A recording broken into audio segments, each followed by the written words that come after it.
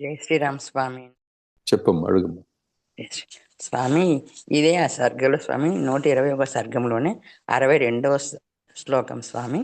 విచార విచార దృష్టిచే గాంచిన చిత్తమనునదే ఉండనేరదు, కాన అట్టి చిత్తముచే వనర్పబడు కార్యమంతయు అకృతమే అగును.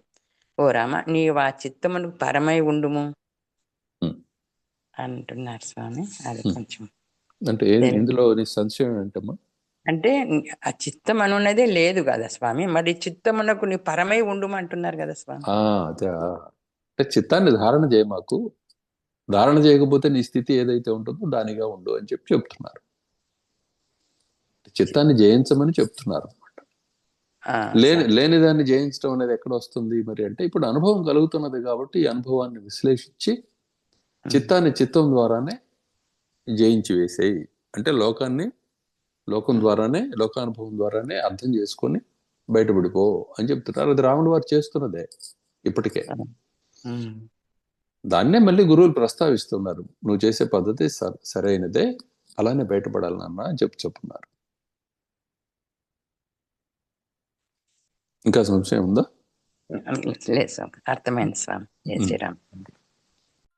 హరే రామ హరే రామ రామ రామ హరే హరే, హరే కృష్ణ కృష్ణ కృష్ణ హరే హరే, హరే